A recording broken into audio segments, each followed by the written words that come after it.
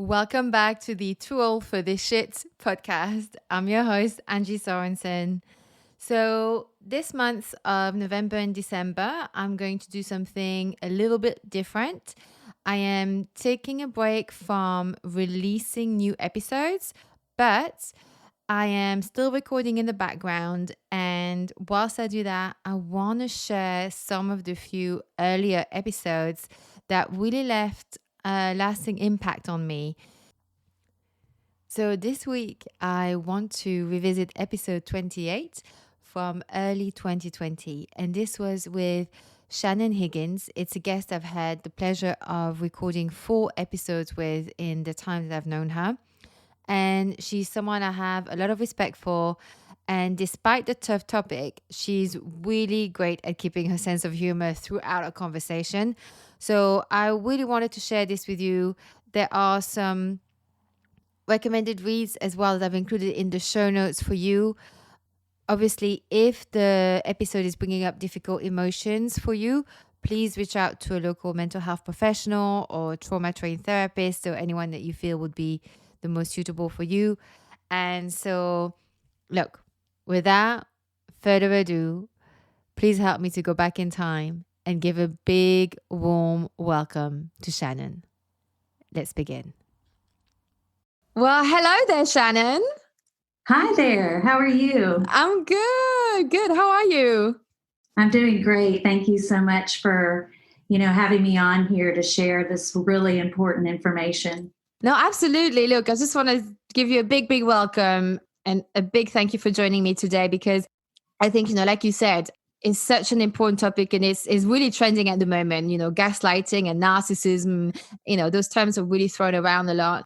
And so I thought it'd be great to bring you on, because I think we need to make a serious discernment between, one, a highly destructive behavior that is abusive, to two, just labeling people who don't cater to our every whim, because it really invalidates those who actually really suffer through proper emotional abuse. So, which I think, we have to be careful to just label people without really knowing what we're saying, because it'll be like crying wolf, and we need to watch out for that. And I think also, because what I realized when I asked for gaslighting submissions, which I am so grateful to everyone who submitted them, when I look through them, and also when I did some more research in other forums, I noticed there were definitely really horrid situations where it's absolutely understandable that someone would be scarred for a very long time and the road for recovery is very hard.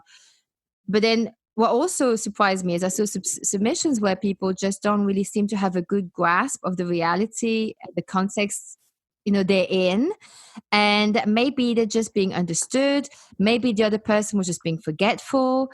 It's okay for a partner or parent not to hang on to your every word, Some of the submissions, I was just like, so, like, what's the problem? Like, he doesn't remember you mentioning your restaurant, things like that. So, like, especially I feel like if someone is the type of person who sends a novel each time, via text or email, you can be certain that most people are going to be skimming over it, especially if someone's really busy.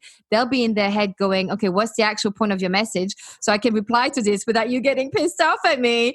There's just people, not everyone has always the bandwidth to everything about, everyone. So I think it's called being considerate to other people.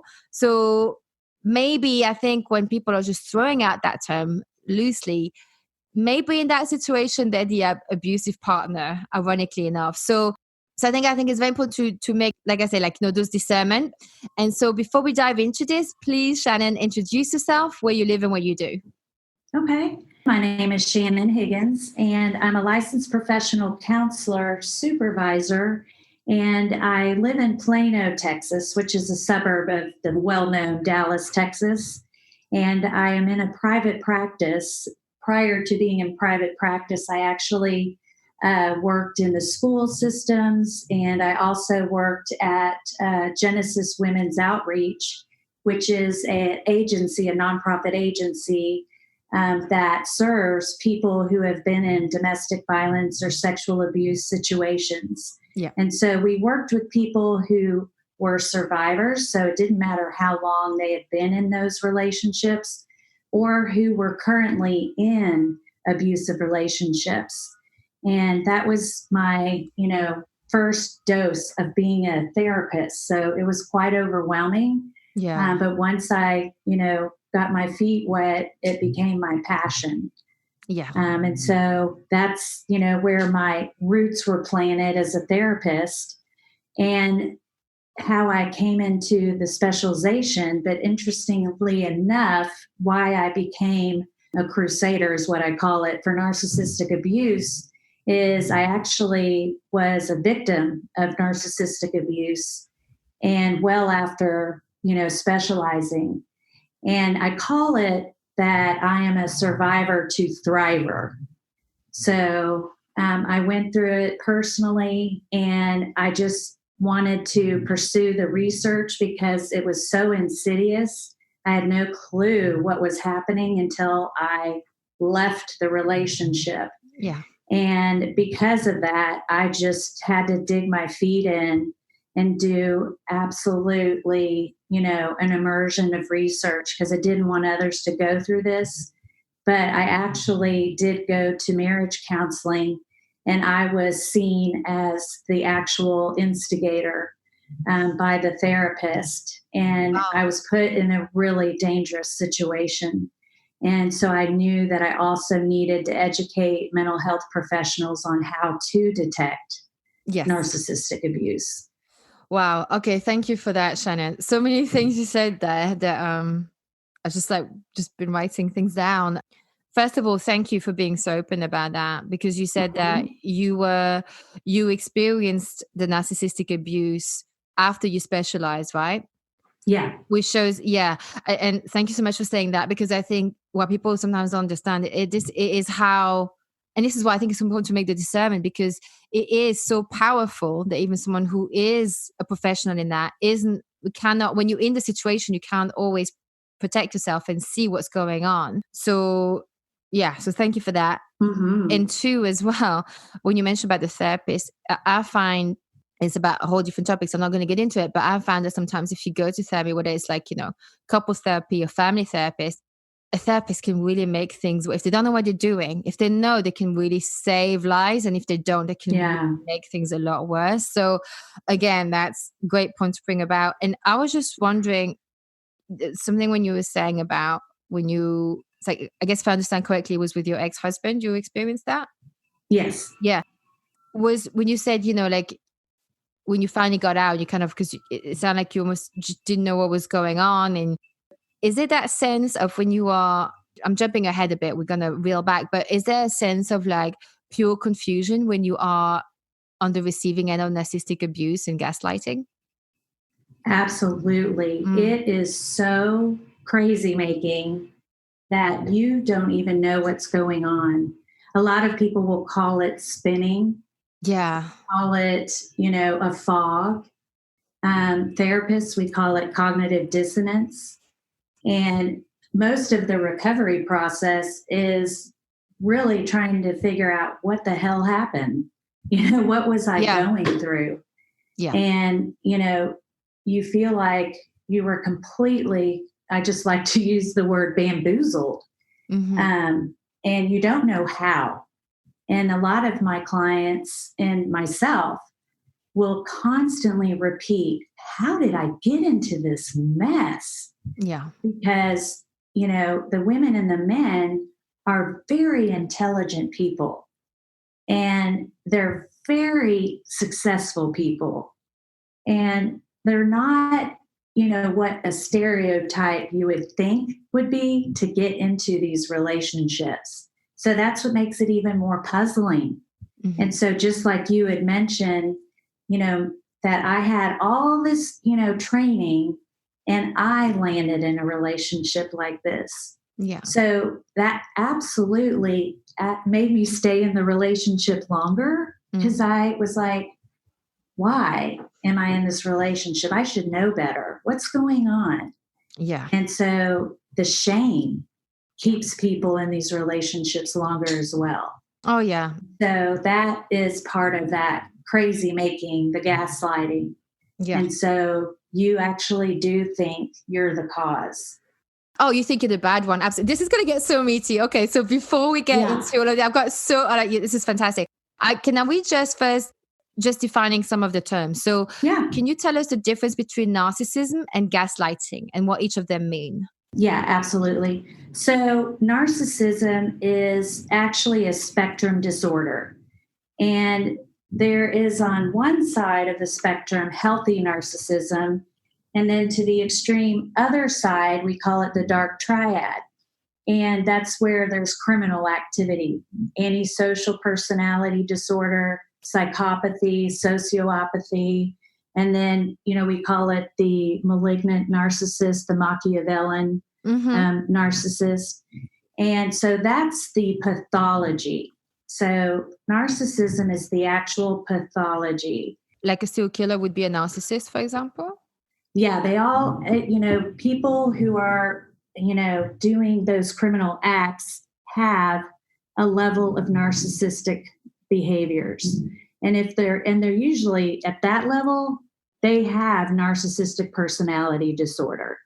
Because I guess you have to have no empathy for others. Absolutely. There is, at that level, there is no empathy. And so that's what narcissism is. So, it depends on where you are on the spectrum of how severe, your narcissism is. And then gaslighting. Oh, so hang on. One of their. Sorry, hang on. Oh, sorry. That's all right for that. So can you? So we've got. So you said the spectrum. There's a healthy to like the dark triad, but Yeah. What is a definition of narcissist? Like, what is a narcissist? Because all I know is like navel gazing. That's why I was like no empathy. But can you? What would be a definition so that we know also where on the spectrum? Sure. So someone who actually has the full diagnosis of narcissistic personality disorder that comes from our diagnostic manual, which is the DSM-5. They have 9 characteristic traits. They have to meet at least 7 of these criteria, and they're absolutely harmful to others. One is there's grandiosity. They have a grandiose sense of their self.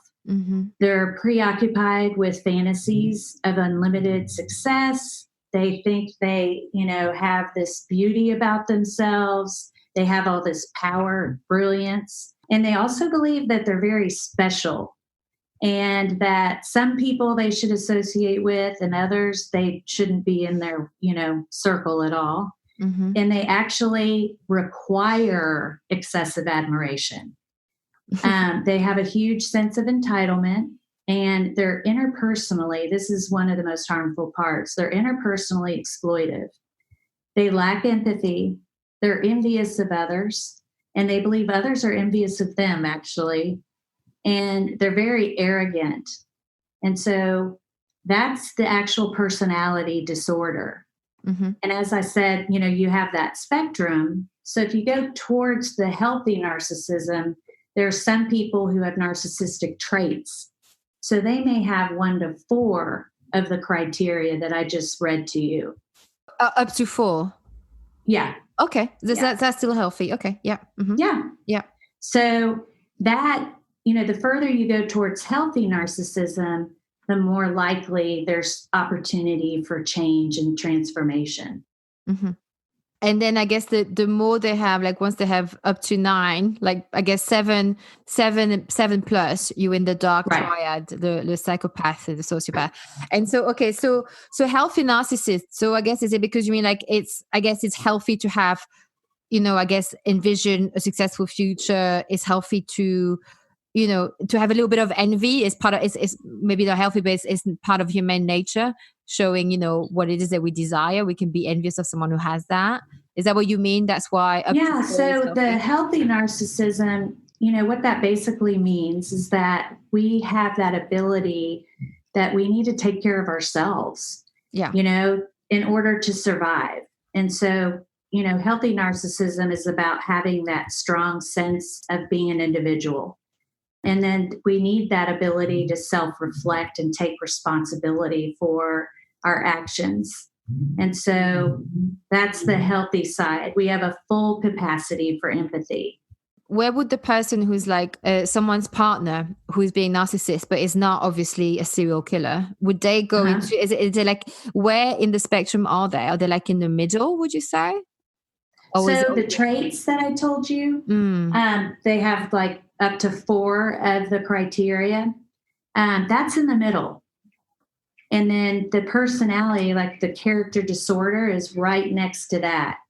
And then next to that is the dark triad. Okay, so the middle one would be someone who's like an abusive partner. They'll have like between 4 and 7. Yes. Okay, but a normal person is up to 4, and then 7 to 9, forget it. That's like, yeah. Yeah. Over. Yeah. Run. Oh, yeah. Run. Yeah. Run for your life. Okay, thank you. So that was the narcissism. And so for gaslighting, what's the definition of that? So, gaslighting is actually a sophisticated and methodical way that these individuals use to have someone doubt their memory, their perceptions, and even their own sanity. And they're also intentional methods to do this. And they have several different ways that they do this. And so, again, you'll often hear people say crazy making. And so that's why this is one of their favorite methods to use with others. Are you saying narcissists are the one who gaslight people? Yes, absolutely. Okay. Now, we'll probably get to this later, as you and I have talked about, but you don't really have to have that diagnosis. So I don't know how much you want me to get into that, but no, absolutely. So you can be toxic and gaslight. Right.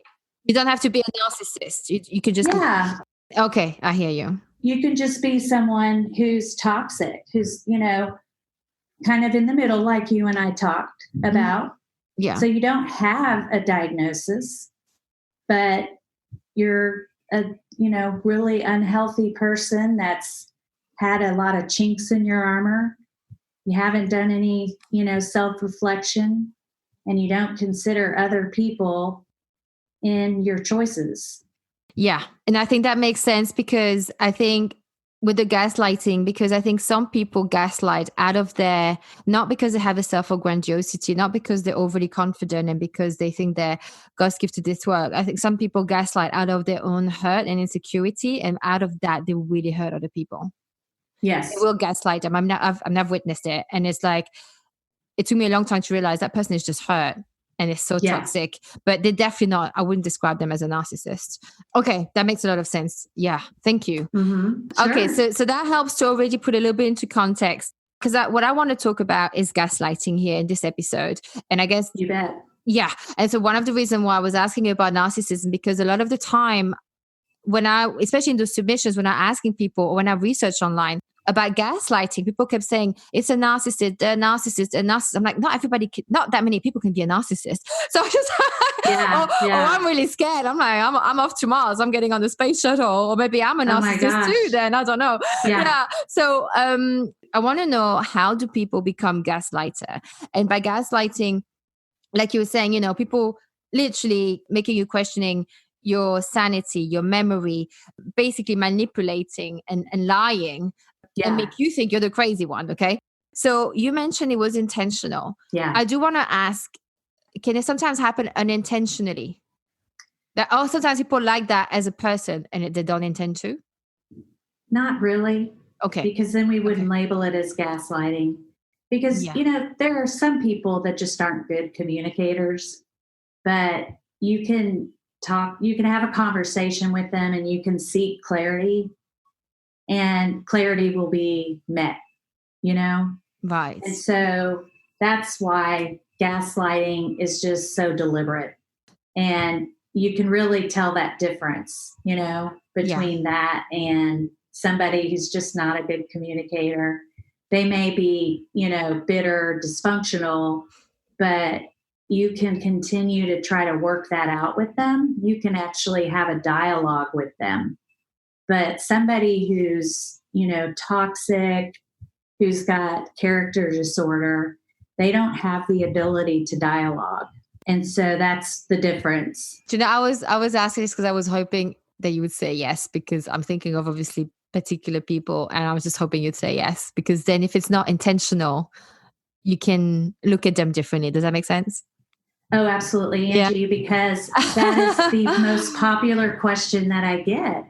Because the people that are in these relationships, whether they're with an intimate partner or a friend or, a work, relationship, no one wants to believe that.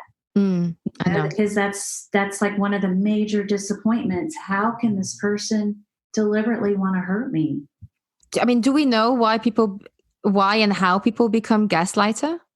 We do. It's interesting because our mental health profession, people always have thought of it as just, all you do is talk to people. And they've never really understood that it is based, on science, and we do research. And, but there still hasn't always been a clear cut answer, because we've had that, debate about nurture, nature. And in this case, we have both of those. So you have a major influence of environment, and you have the influence of learned behavior. And we do now believe that there is some genetic disposition for personality disorders. Yeah. A little bit like in the way how your body regulates emotions can also be genetic, and, Yeah, there's a whole field out now called epigenetics. Yeah. So where would be, so if it is, so the part that's nature, AKA genetic, there isn't, that unless there's medication for it, there isn't much else that can be done, but I'm assuming. But if it is a learned behavior, can you explain a bit, like how does that take place? Is it to do with parenting, and like how does someone become a gaslighter with nurture or the wrong nurture? Sometimes I dislike always saying it's the parents because I'm a mom. Yeah. And so I'm like, please don't do that. But sometimes it really is. And what we have found through research is that people who are, challenged with the character disorder, the commonalities are that they either experienced some kind of abuse in their childhood, and the abuse may have been in an extreme, excessive way. And it didn't have to just be like, physical abuse. It didn't have to be severe psychological abuse. It really could have been neglect. And they might have had everything in the world, right? They could have grown up in a really fantastic, wealthy home, but they were neglected. They might have had all the comforts in the world, but they didn't have parents that parented them. And then on the other side, the parents may have overindulged them, and they got everything that they wanted. There weren't any boundaries, and the parents were around, but they might have just been a, jolly good friend. And that is what we've also, noticed there. So with the other end, we've also seen that addiction can be part of it as well. Well, like the addiction can turn someone into having gaslighting behavior. Yeah. Mm-hmm. Yeah. I've actually got a funny submission around that. Yeah. Oh no. Yeah. So 50% of people that suffer from addiction will have some of these traits. Yeah. But that's because they don't want to be, it's like, it's like covering up for, like, you'll do anything to get that fix or whatever it is. Yeah. Actually, just to put context to that, I want to read a submission around that. Yeah. Hang on, let me just find it. Okay. It is funny. It's not funny. It's not funny to it, but it's the stuff that her ex would her ex-husband or partner would say. It was hilarious. When you read it as an outsider, you go, oh my God. Yeah. So this is a submission. She said, by the way, I'm totally not against smoking weed. I mean, I've smoked weed before, it's not about weed. It's just about the guy obviously has a problem with it. Uh-huh. So her subject line was, ex had pot addiction. So he would tell me he didn't even smoke it. He spent all of our money on it. We spent money for kids and food on it. And he said I was a nagging bitch. He would come home reeking of it, laughing, saying that you're fucking crazy. I don't smoke it. Watch him go out to the car and smoke it, begging him to please just be honest with me. Wow, you're so fucking crazy. I only lit my lighter to look for something. And he would twist it until we were fighting about something else. My daughter confronted me when she found it on the counter. He laughed and said she had no idea what she was looking at, then continued laughing. It was spices.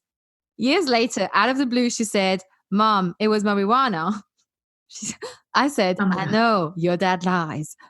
That was just one example of many. But he would say one thing one day, deny everything the next, and call me crazy. I learned to do everything over text. So when he would say I didn't say that, I would send him his text. And he would just stop responding like it never happened or blame me. It's completely crazy making. So that situation, it's like, it is kind of funny because I can almost picture him going around just high and just laughing it off, but it must be so aggravating. And the guy just lies out of his ass basically and says, I mean, my favorite one is that I only lit my lighter to look for something. Yes. You know? And I guess that's what I mean. He's probably not a bad person because it doesn't sound like he's actually, hitting her or doing anything crazy. But like you said, his addiction or his shame around addiction makes him say all kinds of stupid stuff and turns it on her to make her think she's crazy or trying to make her think she's crazy. Right. Mm-hmm. And that's in an effort to deflect from him. Yeah. Because he doesn't want to quit, right? Right. And so if he turns it on her, he can continue to do what he wants to do. And continue to use money that's supposed to go for their children or child and food towards weed, So, yeah. Have you experienced people who have that with their parents? Oh, absolutely. Mm-hmm. Okay, because that is must be such a head fuck, right? For lack of a nicer word. I'm sorry. Why does it happen? Why do parents do that to their kids? And 2, do you have an example? And 3, how do people come out of it? Because are you supposed to just abandon your family? What'd you do? Well, Angie, don't apologize for saying a term like head fuck because honestly, it is that pervasive, insidious, and people will call this kind of abuse soul murder and emotional rape because it's just that bad. And so many people who grow up with that kind of abuse end up in these relationships later and with no intention of doing it. Of course. And because you're in that situation growing up and you fantasize about, I will never, ever, marry someone like this. And then, what happens is, and this is later in your, questioning, but the attraction to similar is comfortable. Yeah. We fall in love with what's familiar. Yes. Mm-hmm. And so, but it does happen with parents. And sadly, the statistic for mothers is higher than fathers. Yeah. And so they do survive. They figure out how to survive. And during that time, it works. But unfortunately, it doesn't work in their adult life. And so they really struggle to have healthy interpersonal relationships all around. Many of them later in their life suffer from complex PTSD, and that's not recognized in our DSM-5, but those of us who specialize with trauma all recognize it. There are books about complex PTSD because what that is it's for people who have endured abuse day in and day out. PTSD is if people have experienced abuse 1 or 2 times, but people who have lived in those kind of situations, if you think about it, if you're being neglected, scapegoated, every day for your whole childhood, that is absolutely going to eviscerate your self concept. And so you're also trying to survive that parent. So your whole identity is around that. Mm. And so that's why many of those people come to us in their adult life trying to figure out who they are, because all they've done is been in, survivor mode. And so a good example would be a client that I'm working with right now. She's already raised her kids and she's done a really good job at it. She spent most of her childhood being buddy buddy with her mom. Her mom would have several partners come to the home. She would have lines of Coke on the table. She ended up taking her daughter to concerts and getting her drunk. She didn't even supervise any of her schooling. She let her have boyfriends home with her. It was absolutely no boundaries at all.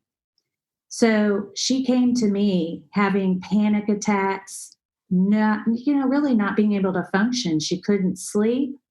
She couldn't even go out of her house because these symptoms were just that uncomfortable. And she didn't know why. She had no clue why she was going through this. And that's because when we experience trauma, we often experience the symptoms and not the memories. So when we did an assessment, I learned about how her mother raised her. Her parents were divorced, and her younger sister chose to live with dad, who was an alcoholic. And she chose to stay with her mom because it happened when she was 13. And it would be cool to be with mom because she could get by with anything. Yeah. And so she didn't know. She didn't know what the impact would be later in life, right? So that would be an example. But can you, this is not to try and minimize her experience, but what I'm hearing is from that patient of yours is that she wasn't parented, but I don't hear that she was being gaslighted, as in, no, I never gave you Coke. No, what do you mean? I never said you could bring boyfriend home and then give her condoms at the same time. How is that gaslighted? That happened all the time. Okay, because that wasn't clear to me. So how? Yeah, so I didn't tell you that part. So that part was just to show you no parenting. Yeah, but also to introduce addiction at such a young age. Oh yeah, no, it was neglect. Yeah, so mom was that way behind closed doors, but in public she acted like mother of the year. Oh, and so shocked at her daughter's behavior. Like, would she act shocked at her? Oh yeah, and she had to, act like this perfect girl. And so then what happened is she developed severe perfectionism. And so she ended up with an eating disorder. She ended up with substance abuse issues because the confusion, and we call that double binding messages, and it's the same thing as gaslighting. And so that confusion of, which person do I believe? The one behind closed doors or the one that's in public? Is it just, I guess, to bring a bit of clarity onto that? Is it a bit like, for example, like you said, behind closed doors, we have a secret and we are accomplice, or we think we are a team in that secret. But on the outside world, you throw me out of the bus and you say, that's terrible. I don't even know why my daughter's doing these things and I don't understand her behavior. And actually, I don't know why she lies all the time. Would that be, is that kind of thing? Yeah. Mm-hmm. Yes. Yeah. Absolutely.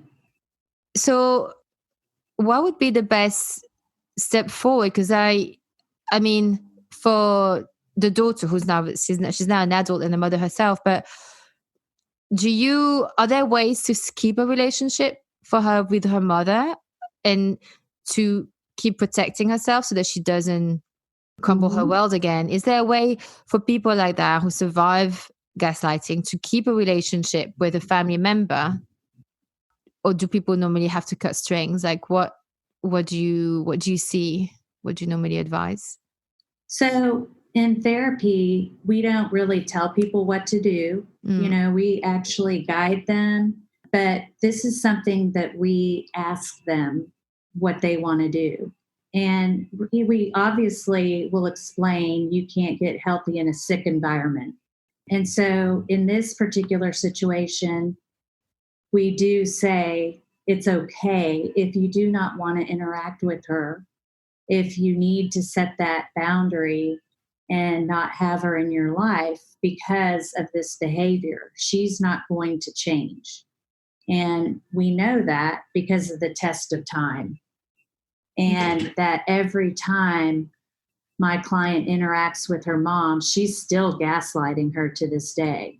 Yeah. And so, and then she'll come to me in, this absolutely chaotic state where she's having panic attacks and she can't sleep. And this is even on medications.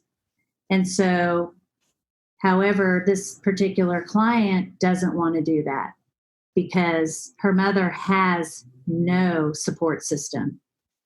And obviously that's because of her personality.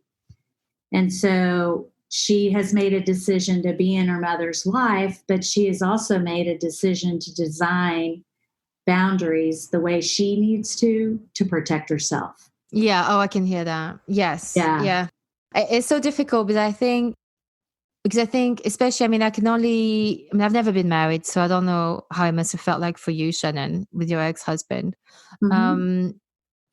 And obviously I'm not in your patient's shoe either, but I can only, I think like when someone is so close to you, when it's blood or intimacy, there's that sense obviously of confusion, like you said, cognitive dissonance, is that the official word? Yes. Mm-hmm. Yeah. I think there's also, it's heartbreaking. Like it feels like someone's literally putting their hand around your heart and crushing you. And you cannot actually, it's almost like a paralyzing feeling of like, it can literally ruin your week. Like in terms of like, you can't get things done because you're in such a bad mental space. Is that is that a way to recognize if you've been gaslighted, or those feelings, I guess, like symptoms of being on the receiving end of gaslighting? Oh, yeah. You actually just feel like high levels of anxiety. There is that constant state of just feeling crazy. And you really do think something's wrong with you. They have absolutely convinced you that you're the instigator, that you're the reason why the marriage is in that state or the relationship is that way. And so you're constantly in your head, about how to help this marriage, what's wrong with me. And so you're really checked out. And so you're not doing much of anything well. Yeah. Well, yeah, because it impacts you so much, right? I mean, on the outside looking in, would you say often the person who's gaslighting tends to stay calm more often, but you're the one who goes a bit crazy? Like who, because you're like, Yes. You're the emotional one. And the other person is like, I don't even know what you're talking about. Like, why are you getting so sensitive about? Exactly. Yeah. And so it's fucked up, isn't it?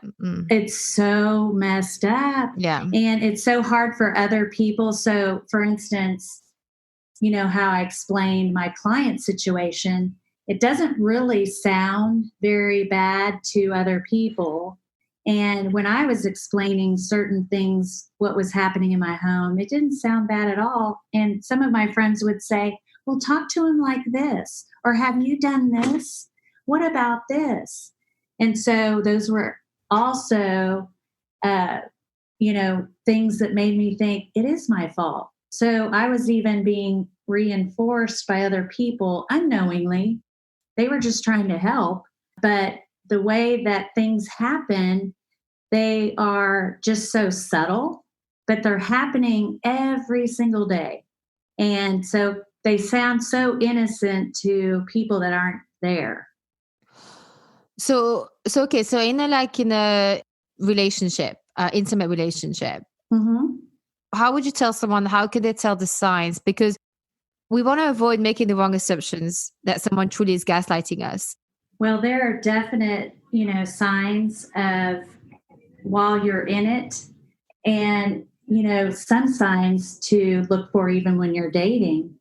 But you know how I kept talking about crazy making and the fog and cognitive dissonance? Yeah. So, there's that behavior that they have that they will often tell you, and I mentioned this about, I thought that I was the one that was causing all the problems in the relationship.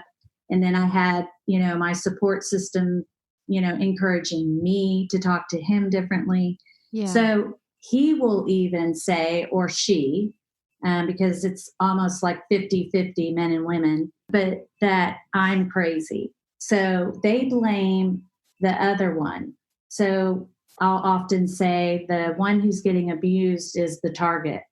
So the abuser will often blame their target of being crazy, that it's their fault. So any grievances that, the person brings up are not listened to because they're the ones that are to blame.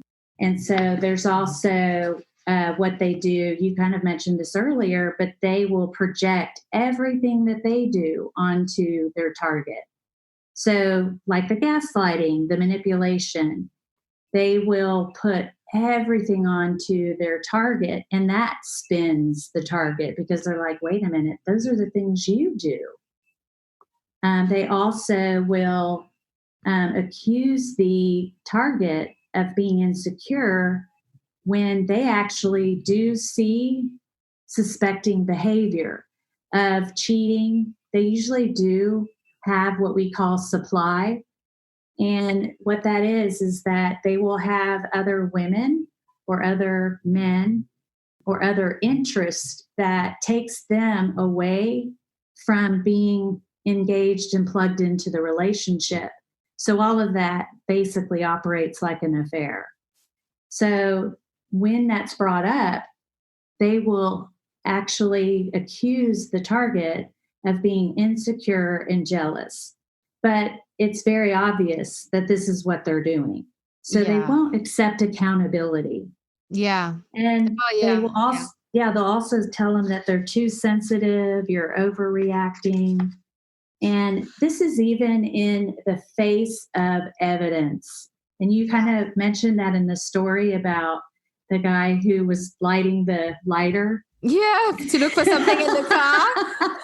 I mean, I was like, I'm going to be using this in another setting. This is genius. Yes. But like, it's so crazy, right? Yeah. It's that obvious, but they will still lie about it and accuse the target of the behavior. Like you're so sensitive. You're crazy. Yeah, exactly. Yeah. And so, yeah. But that even makes the target feel crazier.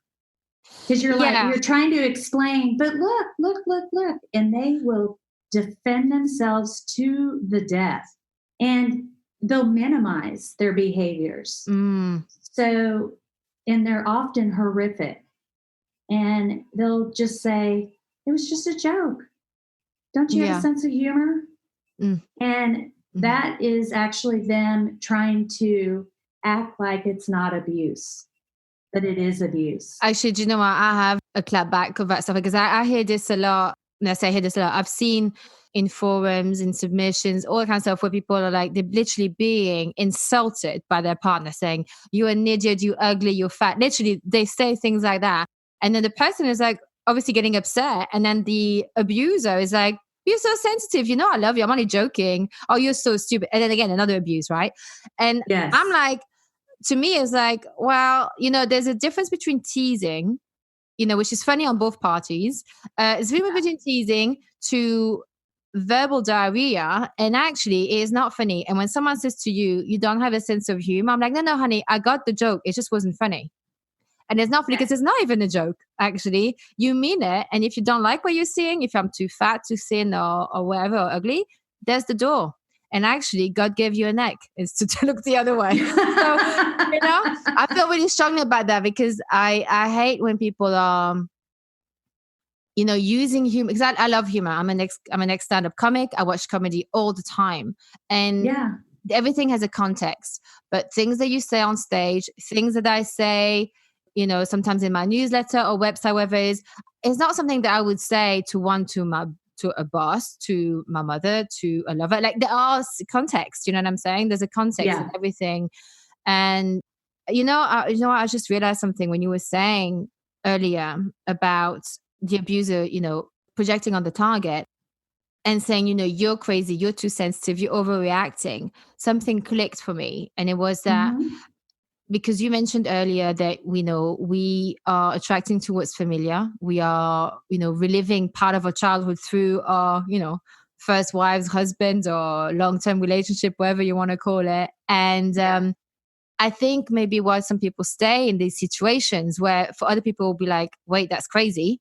While you're taking this is because actually maybe that person, the target, is so used to be told growing up that they are too sensitive, they're overreacting because their parents are gaslighting them. So for them, it's like, well, yeah, of course, I'm the bad one.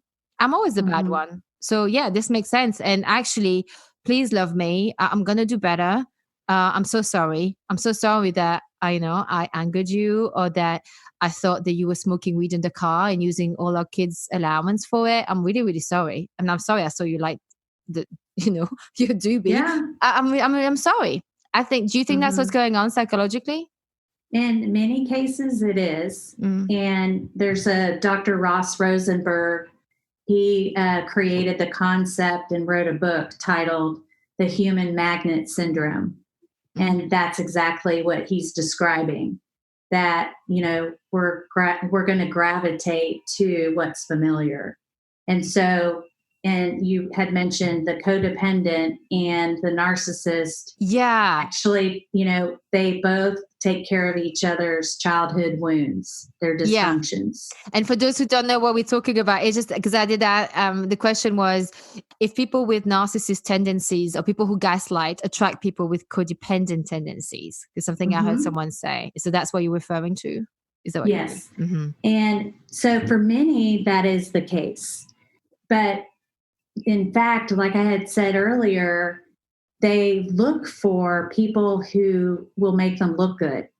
So they purposely target people who are successful, attractive, that they've got their stuff together. The gaslighters. That's their smoke and mirrors. Because they aren't normal. I hate using that word. Because who is? They're not healthy. They're toxic. Yes. Yeah. So they need someone to help them achieve that, look.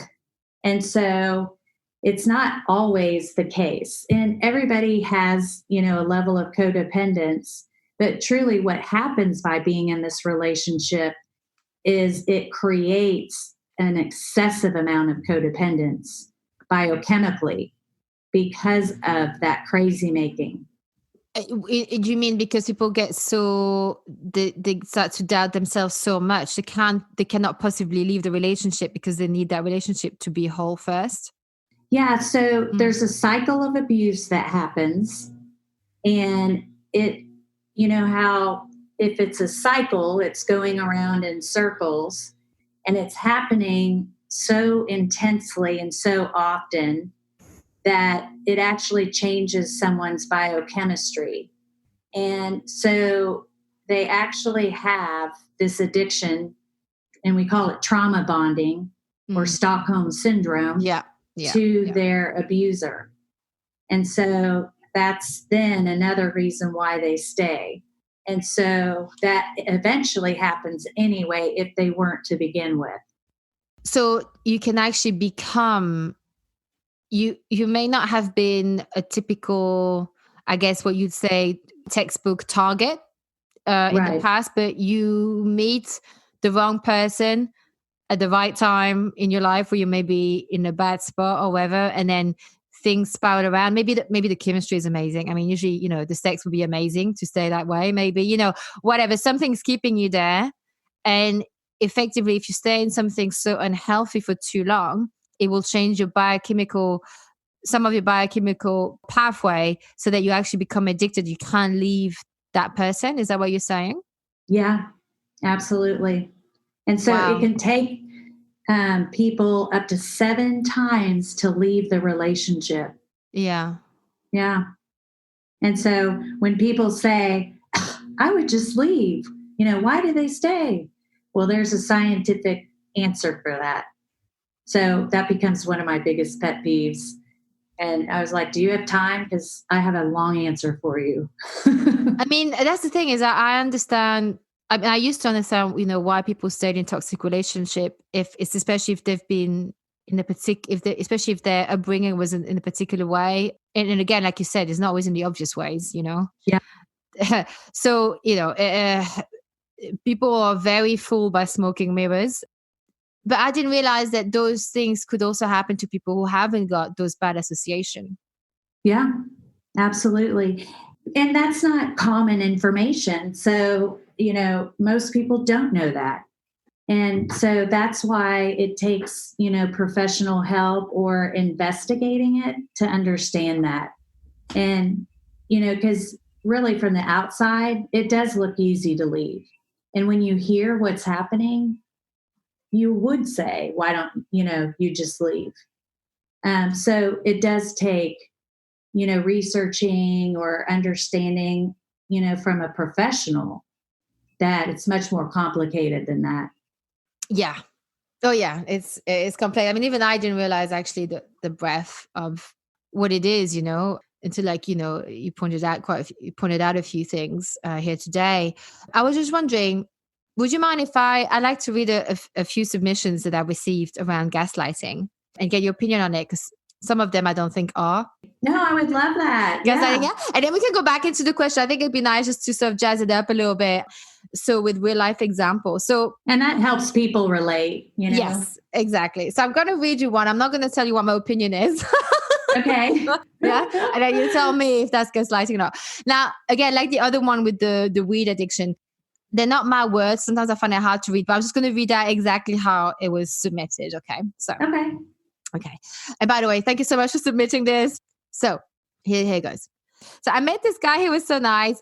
He came out immediately the next day to take me out on a date late after I got off work, to take me out every day after. Okay, so I think what she's saying is that this guy straight away after they talked, probably online dating, he took her out straight away the next day. It was late after, he took her out late after work.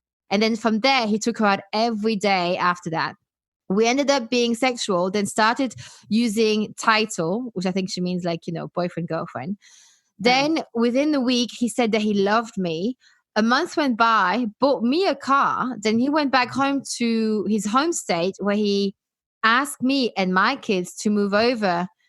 Then to move with him. Then 2 months being long distance relationship. I think she means that there were 2 months long distance relationship. Then he asked her to move over. He then got mad at something I texted because he stopped doing what he'd done in the beginning. Then days later told me we didn't mesh. He found someone else, thought that I was being too clingy and obsessive, and he didn't want someone who makes him feel like he is her whole world. End of submission.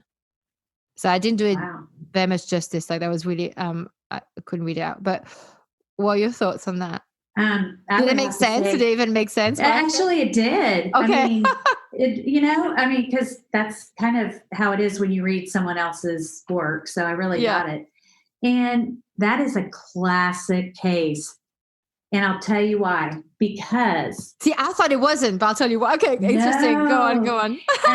I'll tell you why, because this is how you can tell for the dating part. Like, I'm sorry, I just hit my chair. Okay. So what happens is the beginning of the cycle, they do they're very intoxicating in the beginning and they come on way hard. And so there's a lot of idealization and we call it love bombing for a reason. Yeah. And so he love bombed her. Yeah. And look how fast that was. Yeah. He bought her a car in a month. Yeah. And then he was quick to discard her the minute she called him out. And that's what happens. So what that meant is that she had no right to express a grievance to him. And in a healthy relationship, that would have been an opportunity for a dialogue, whether they would end up agreeing or not. Yeah. But when she brought up just an opinion, a grievance, he cut her off.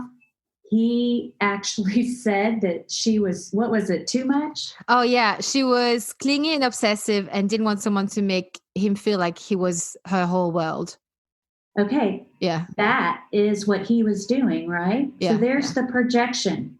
So I agree with you with love bombing. I don't think it's specifically gaslighting. I think it's a whirlwind, and he's silly completely. I mean, I think he's. I mean, you know, I mean, he's obviously it is wrong from the get go. But we've all been taken up in I've been in a whirlwind too, and like literally also completely dumped like that, crazy. But I think a couple of things to me was that one, because I agree, I think his behavior is off, but I also think I believe in taking responsibility. So I don't know how old this person is, and but in my opinion, is like it's in the phrasing. It's in when she says, yeah, I texted because he stopped doing what he'd done in the beginning. So to me, what that says to me is, and obviously at the beginning, they're still in the beginning, by the way. So obviously I understand why she may bring something up, but the responsibility part is that we cannot expect someone to, let's say the first 3 months of courtship are not going to be the same months 7 to 10. You know what I mean? Like it's impossible to keep up with the same. And also maybe he was busy doing something. Now the thing is, by the sound, I don't like the sound of him anyway. So it sounds like I'm defending him, but I don't like the sound of him at all. But I mean, there's also this part of like, if you are moving, uprooting your whole family, your kids to go and see him after, I'm a bit unclear on the timeline. You are making him your whole world because you're moving your kids over. So in a way, that is true. But two, like, I mean, I don't know if we have the whole context, obviously, but it is off. It's super. It definitely sounds toxic, but I don't know I don't know which part of it is the gaslighting part, if that makes sense. It does. It absolutely does. So the gaslighting part is the part where he projects his behaviors onto her. That he says to her. Oh, yeah, because he was obsessive about her. Oh my God. Yeah. Do you know, I don't even realize it because I've been in that situation. That's why I'm like defending him, because I've been the person, I've been her. I mean, I don't have children, but I've been her where I'm the whole world. And all of a sudden, I have a bad day and it's over. Yeah. So I thought it was me. I thought it was me. This is why I don't see it in this. That's why I don't see it in her. That's why I'm like, well, take responsibility, which yes, always, you have to always be responsible for yourself. But that's why I'm not seeing it. And I wanted to get to that too, because what you're doing though, I think is really good because, you're wanting to help your audience. And I think it's so responsible to take a look at both parties here. And so we just looked at his behavior. And so I've kind of pointed out what to look at with him and his behavior. So with her, what would be important for her now, because she submitted that, is to learn that relationships take time in order to build a healthy relationship. And so now to understand that if someone comes on really strong, that's called love bombing. Yeah. And that's a really gigantic flag. That's not just a red flag. It is the hugest flag that you could ever see. And buying you a car within a month, that's still a flag. And, one of my clients actually came up with, she'll call it pin that. And so that, you don't just jump to conclusions and think all people are bad. You're not always skeptical. She'll just say pin that. Because some people will have whirlwind romances, but these days you really do have to be careful. And so that would be, pin that. But moving within 2 months and you have a family, I know, you really have to be careful. Yeah. Because you do have to be responsible for your family. And for yourself now too, because she if could you, yeah, understand.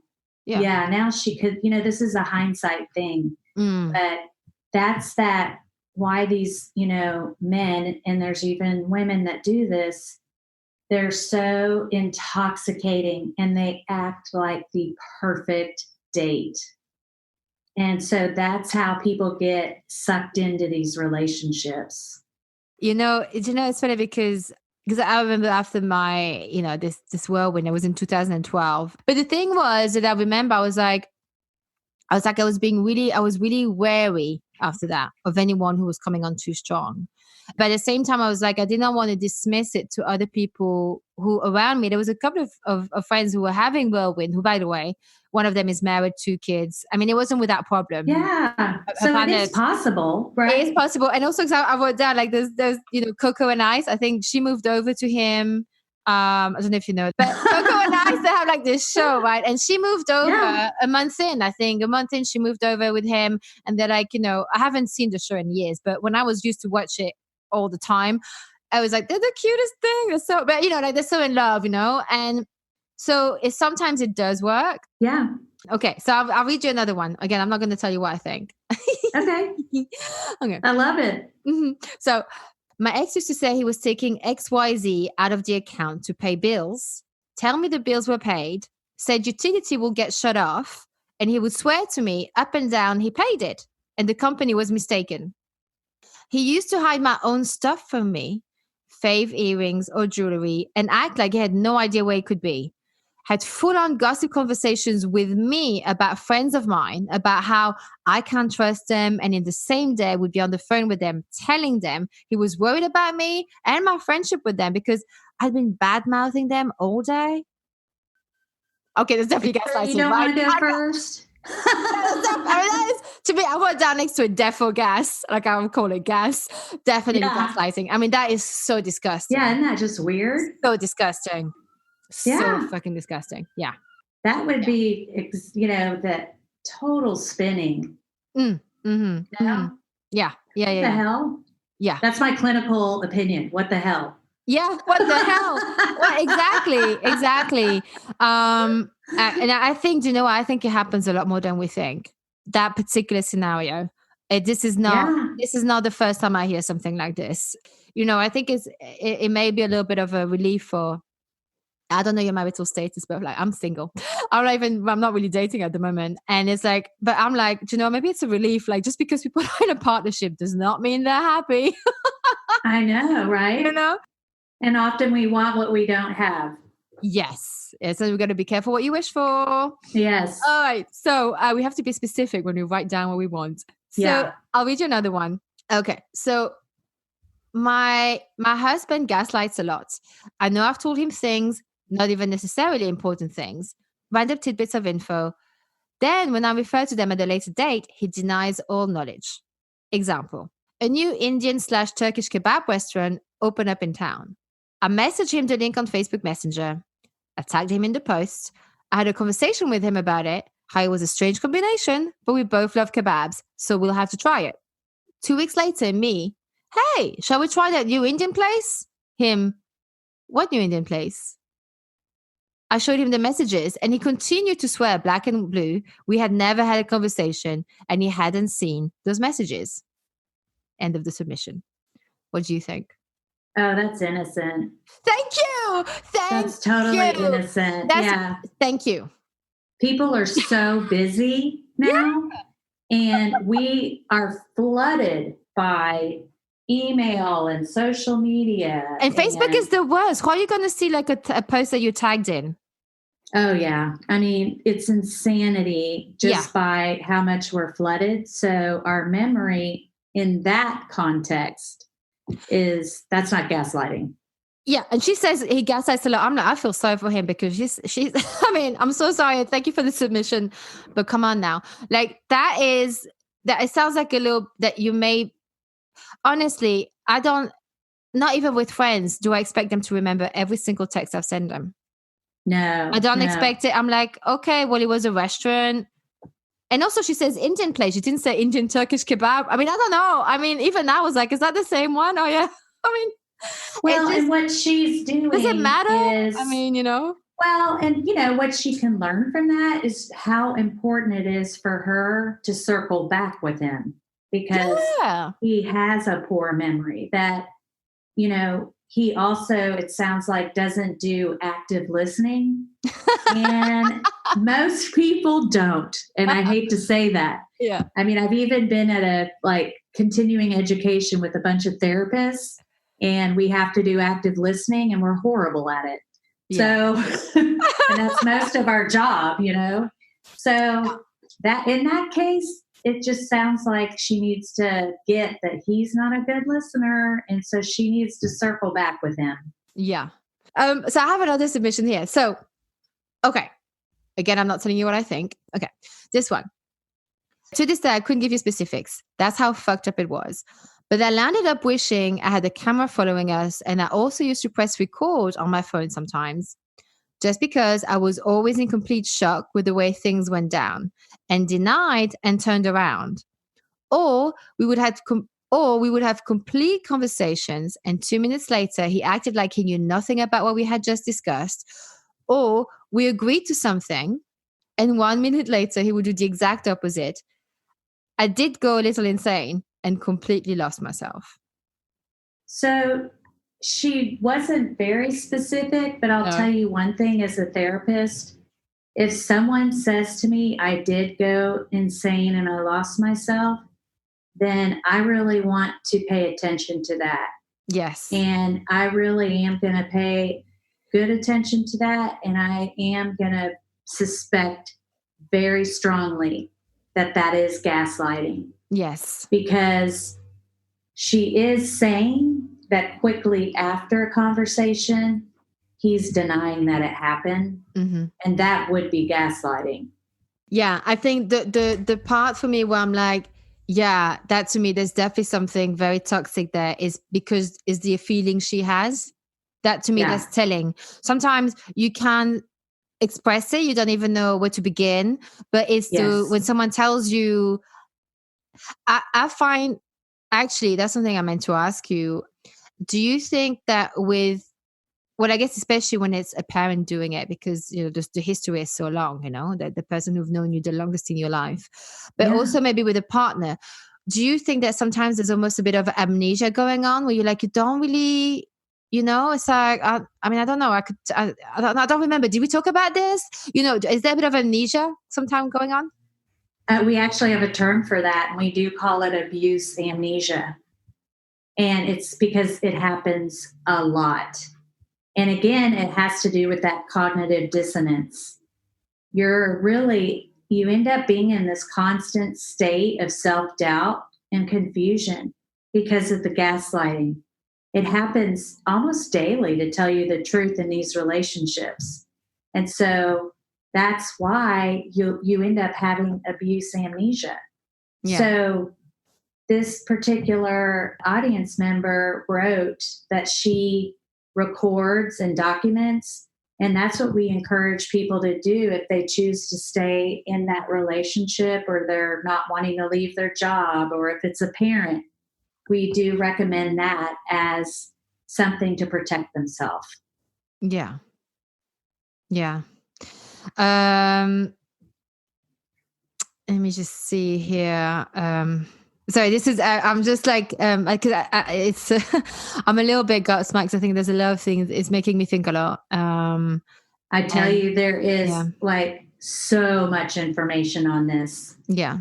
It just goes on and on. But you see, but this is why I think it's so important to make this discernment, because it's a little bit like, because I think the reason why I felt so strongly about doing this and how I feel so strongly about, people just using terms and calling people narcissists or saying they've been gaslighted when they weren't, because it really completely like disempower people who really are. And I think a lot of things that you mentioned and the gravity of a situation is not to be messed around with. And I think people crying wolf, they don't mean to, by the way. And I'm not talking about necessarily about the submissions, but I think in general, when you see, on social media or the media in general, or whatever, people throwing terms out like they're nothing. when Yeah. someone who's, it's a bit like when, people used to have this pet peeves of mine was like people say, oh, they have OCD. I'm like, darling, unless you're actually sweating and you don't care how it looks like, you do not have OCD. Like, like people just throw terms Yes. out. Oh, yeah. Just because you like things clean doesn't mean you're OCD. Okay. It's like, there's a whole different dimension to it. And I think, because it's so, and I guess like, part of me, I think maybe sometimes when I guess like one of them I couldn't even see was gaslighting. It's actually, I've actually with the whirlwind, because I've been that person who's been on the receiving end of the whirlwind, and I really was questioning myself, even though I know like he had issues, but sometimes you can't even see it because it's almost the normal, the norm. Mm-hmm. But I think it's important to make differences. I've actually really leaned towards calling it hidden abuse more than narcissistic abuse. For that very reason, I'm actually obligated to a code of ethics to not diagnose someone I don't work with. Yeah. And so I prefer hidden abuse for that very reason. I don't know the other partner. I work with the victim. And Yes. so it's, completely irresponsible for me to hear what my client's saying and then labeling that other person who I've never met. And I don't want to jump to conclusions either. So, it takes a while for me to even say anything about their partner. Yeah. I'm going to be completely focused on my client and what's going on with him or her. Yeah.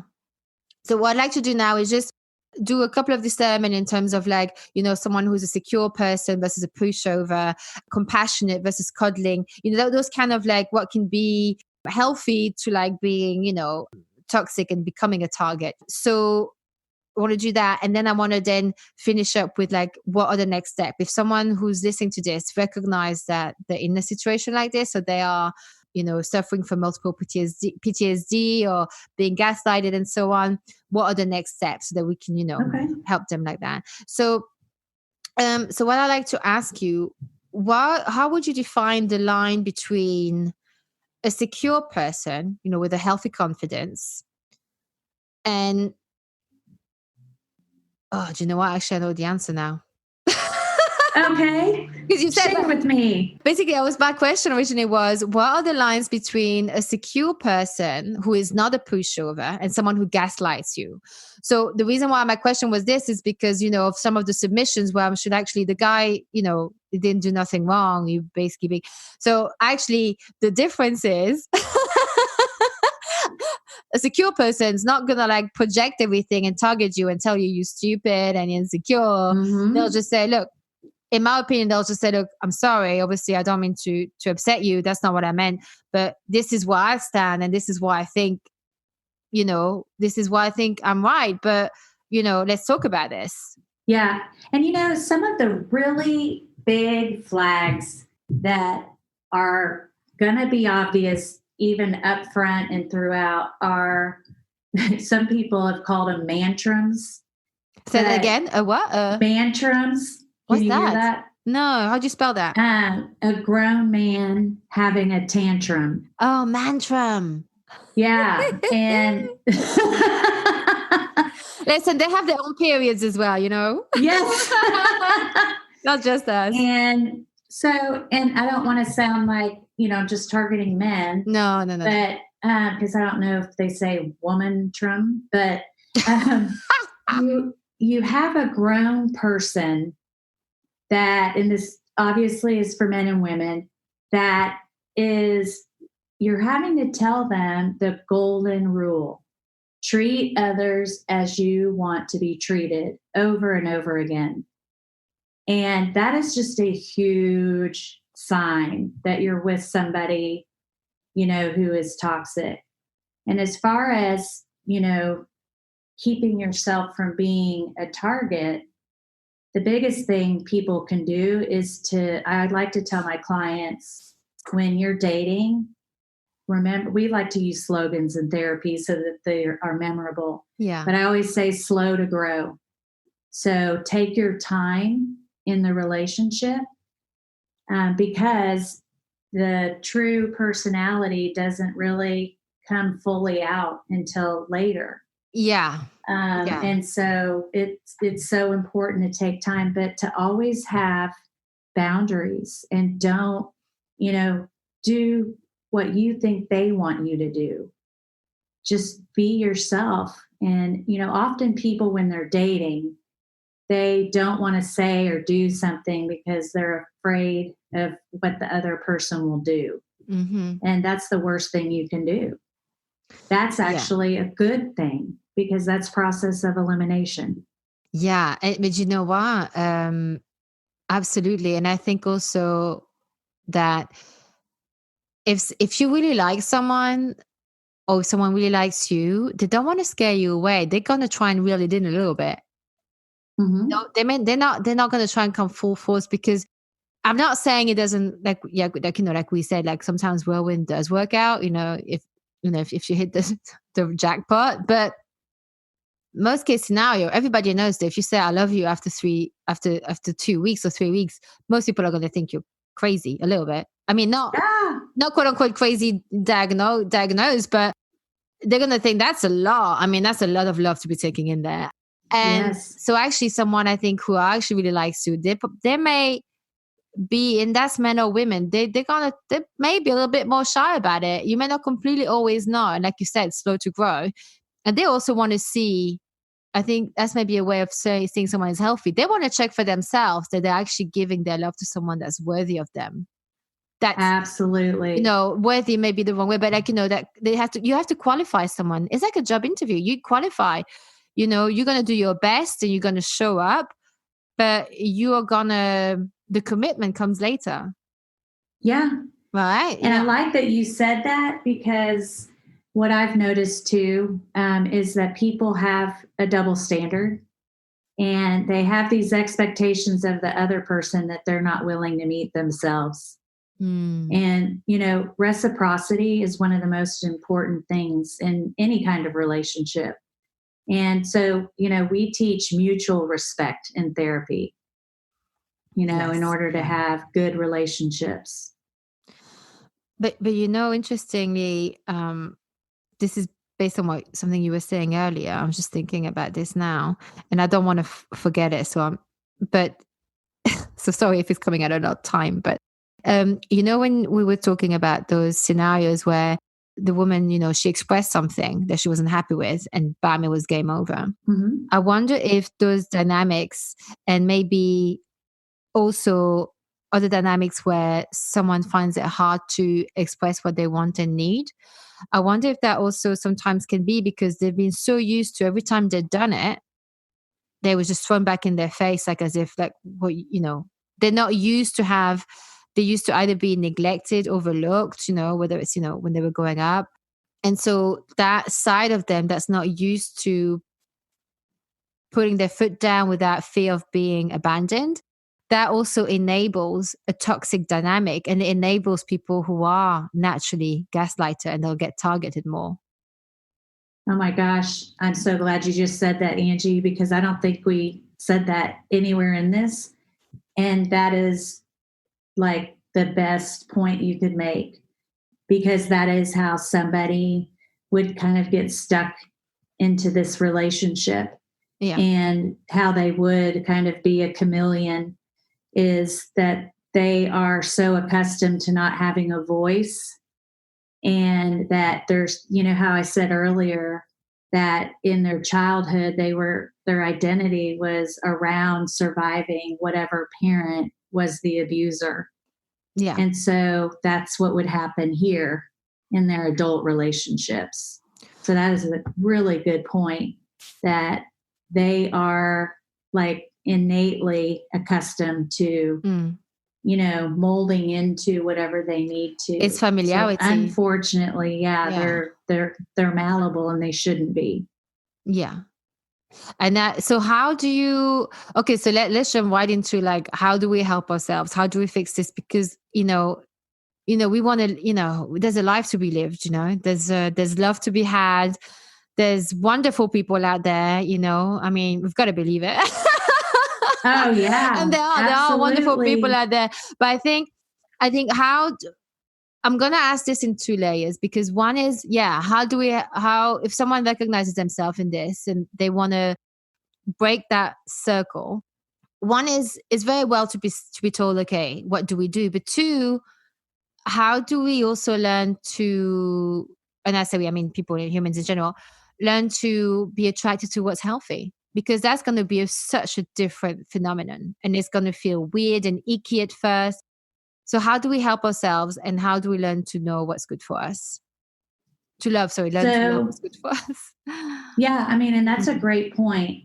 And I don't know where I saw this quote, but I grabbed it, and it's on my Instagram, and this is what it says: it's okay to be scared, but you have to get out there, open up, love, make mistakes, learn, be stronger, and start all over again. And I think that's just so true. It's so human for us to not want to start all over again. We love to avoid, pain. But what that does is it makes us avoid joy and love. And we are wired for that. We are wired for connection. And so I'm a firm believer, obviously, in going to therapy. We have really good techniques to help people recover from trauma. What kind of therapy would you go to? Because there's so many different types of therapies out there now. What would you recommend? What's like the most impactful and sustainable therapy for victims and survivors and thrivers, eventually thrivers, of being gaslighted, whether you grew up with it or you had a relationship from it? You had a bad relationship, sorry. Right. So to really go to somebody who's trauma trained, I think that's really important, because those are the most sustainable types of treatment that are out there. They're going to be neurobiological. And so we have EMDR, and that's eye movement desensitization reprogramming.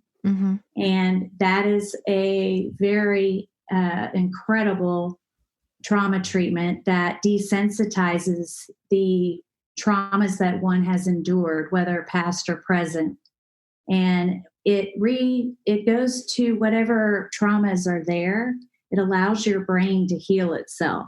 You don't have to dig something up. It's just whatever's there. It sounds like tapping a little bit. It sounds like what you do when you EFT. It's very similar. So you can use eye movements, and then there's tappers. It's almost like the TENS unit, but it's What's the TENS unit? What's that? Have you ever used a TENS unit like in physical therapy, where they put the pad on you and it vibrates? Maybe. I don't know. So what this is you have these little pads that you hold in your hand, and they vibrate, but it's not uncomfortable. It's not everybody. When I do that, I'm an EMDR trained therapist. And so when I talk to them about it, they're like, oh my God, is it going to shock me? Yeah. I'm like, no. It's a gentle vibration, and the client gets to choose the intensity. So there's that. Although to be quite honest, sometimes you probably want to be electrocute the memories out of your mind, Yeah. But really, it's we really like to do things in a safe way and at the client's pace. Yeah. Because otherwise it would be very intrusive and dangerous. Oh, of course. I was only joking when I said that. I didn't mean to. No, I know. So sorry. Yeah. There's somatic trauma training, and it's amazing, all these kind. And then there's brain spotting, and those are very sustainable, because again, they're actually going to the core trauma and they're desensitizing it. And so those are really incredible. And then there's always trauma cognitive behavioral therapy. So I'm going to put those things in the show notes, by the way. So I'm going to ask you to email them to me as well, so I can put the show notes. But I think this is helpful. So someone will go to, it's called a trauma trained therapist, right? And so trauma trained therapists can work on your biological therapies, and those are like EMDR, the pads, the somatic, the brain spotting, and the TCBT. Is that what you mean? So if someone was to Google it and they go, okay, well, I found someone, it says traumatic trained therapist, and they also do EMDR. for example? Or is that what you Yes. mean by that's how you'd go in? Or you can choose brain spotting, for example. You can choose whatever Yeah. you feel more called for. Okay. Yes, Fine. Okay. absolutely. Okay. And I always tell people to interview the therapist. So pick Yes. about three, because this is someone that you're going to be working with over a long period of time, possibly. And so you want to feel comfortable, you want to feel safe, you want to trust this person. So that's important. And other ways are to really do a lot of education, but don't immerse yourself because that can get very overwhelming. Yeah. Yeah.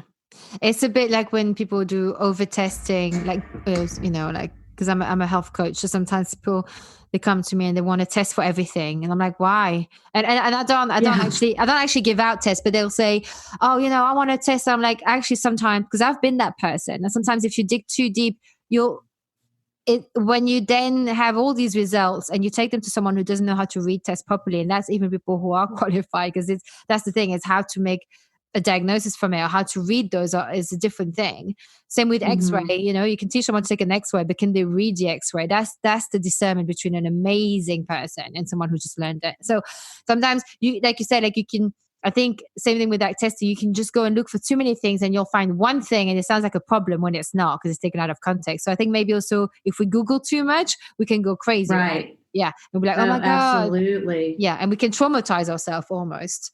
Um, Yes. And then mhm. you don't have anybody to be there to help you, you know, manage your emotions. Exactly. Exactly.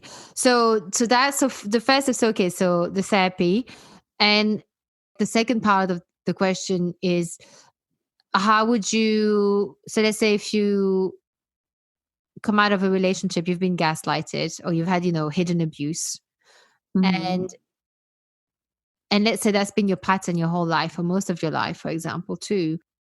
What would you tell someone to start to, because it's one thing to go out there and keep an open heart, but we have to protect ourselves and use discernment. So how do we, I mean, I believe anyway. So how do we start to learn to love what's healthy for us versus So we tell, yeah, what's familiar but unhealthy? we tell people to really learn self compassion. And so what that looks like is really taking good care of yourself, just like what you would tell a friend. And so that would be, well, you're a health coach, right? And Yes. so that would be doing everything to make yourself healthy again. So looking at how you eat, looking at your daily habits, making sure that you're sleeping well, hydrating, exercising, and how do you talk to yourself? And Mm. so really making sure that you're doing all of that and doing it well for a long period of time, because more than likely those things all went out the window during that relationship. And so it's really building yourself back up, because more likely your self concept was eviscerated. So the first and foremost is to rebuild you again. And so that is done by self compassion. And that's something that we can do on our own. Yeah. Also, I think that learning mindfulness and Yeah. then doing, guided meditation, those are Yeah. also things that we can do at home. And the titles to use would be, self compassion, radical acceptance, and self love. Those would be the ones that would be very important to use. Yeah. Yeah.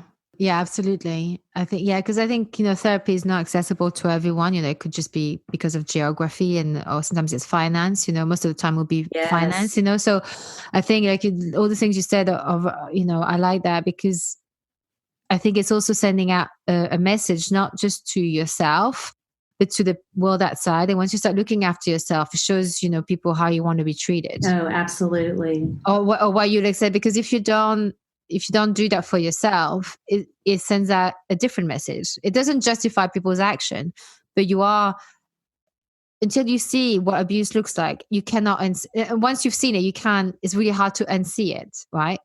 And I think it's the same thing. Exactly. once you see yourself, it's going to be, you're going to start to unsee yourself again, but you little by little learn to see yourself more and more and love yourself. And I definitely recommend things like, everyone's going to have their own thing they resonate with, but I really like her books. Gabby Bernstein, I don't necessarily enjoy her videos, I don't resonate with her in videos, but I bought a few of her books, and I think her books are wonderful. And actually I need to actually go back and do them. They have like little exercise you do every day, and I think things like that, buy a book is what, $10 or less. That's one place to start. It's one place to start. Have some healthy food, try and try to eat a bit more healthy a little bit, and wash your face. Yeah. So there's a book. I have a couple books that I recommend. So a couple for education would be Why Does He Do That by Lundy, Lundy Bancroft. Mm-hmm.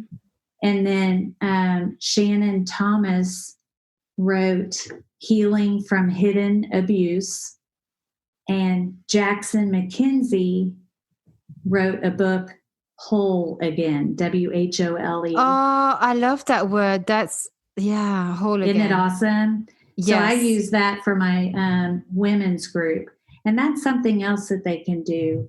Sometimes there are support groups for survivors of abuse. Oh, there's usually free support groups? Yeah. Oh, and also sometimes there are therapy groups, and group therapy is often less expensive than individual therapy. Of course. So that's another option. Okay. And let's see, there's, for parents that are narcissists, one of a great book to read is Shadow Daughter. Oh. I gotta reach down to get it real quick. One moment. And it's a memoir of estrangement by Harriet Brown.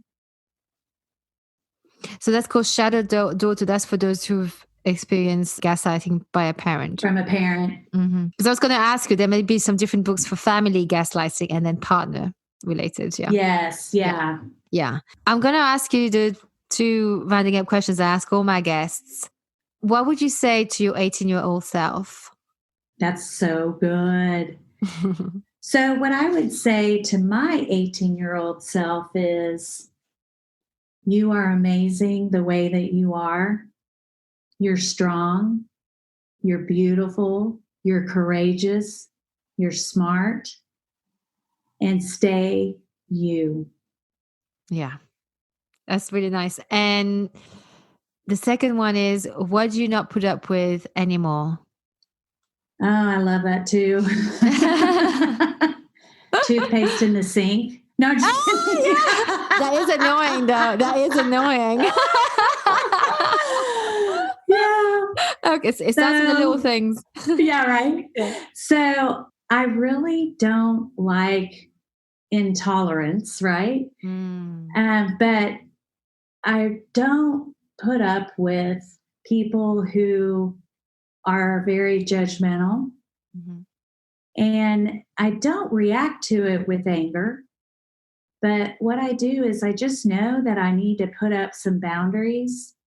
I also, instead of not putting up with, I'm not afraid to speak up. And so I know how to speak up in an empowering way. And I don't disempower myself, and I don't disempower others, because I want to make sure that I'm empowering change. I want to make a difference. Yeah. So I'm going to, approach situations in that manner. And so that's more of, what I'm doing instead of not putting up with, is that I am inserting courage and intention. So what I mean is that I understand, why people do the things that they do. Yeah. And instead of saying I'm not going to put up with it, I am going to have boundaries. But I'm also going to be courageous enough to, if I'm uncomfortable, to set that boundary. Yes. And to have a voice and to speak up. Yes. Yeah. Yeah. No, that makes sense. Well, Shannon, thank you so much. Yeah, I actually learned things on the call today. Yay. Yeah, I had questions. I was like, oh, she's already answered those. It's almost like I got more clarity. So I want to say thank you so much. And I hope, I really, really hope it's the same for the listeners. Like really, I just thank you so much. This was really, really insightful. Before we go, can you please tell us where people can find you and, how they can work with you and can they work, it's a very international listener space. If they can, if you can do stuff like on Skype or Zoom or whatever, let us know, please. Yeah. Oh, that's great. Well, thank you so much for having me and letting me, play out my passion for educating people about this. And people can reach me. I have an Instagram that's Shannon Higgins LPC. And I really try to put up motivating things with some lessons on there. I also put some short snippets on a nonprofit organization called ChooseCourage.com. And their program is absolutely amazing. And they too want to educate people about how to recognize signs and what to do. And my website is unlockingfortitude.com. And my private practice is Unlocking Fortitude. And so all the contact information is on the website. And because you're based in Texas, can people who live, for example, in England or Asia, can they work with you online? They can. They can set up a consultation for, coaching. And that is something that I do on a telehealth program. So if they want to call and receive any kind of, education, any kind of consultation around this topic, they can definitely get that information. My assistant's number is on my website, and so she can get all that set up. Thank you so much, Shannon. Thank you. Really, it was a true pleasure having thank you on. Angie. Yeah, you made it so easy. Thank you so much. Thank you. Bye. Okay, thank you. Bye-bye. And that's our episode. If you enjoyed it, please share it with a friend. It can be a screenshot that you text them, a link, the name of it, any of those will do. If you give a 5-star rating and a review, that really, really helps the algorithm for it to be shared on all the different platforms. And just a little note, please be aware that this podcast is always free to listen to. Any platforms that want to charge you for it are doing so without my consent, okay? This is free. You can listen to it on Apple, Spotify, all of the other regular listening platforms that don't charge you. This is free. So don't let someone charge you to listen to my podcast. Until next time. Using health inappropriately.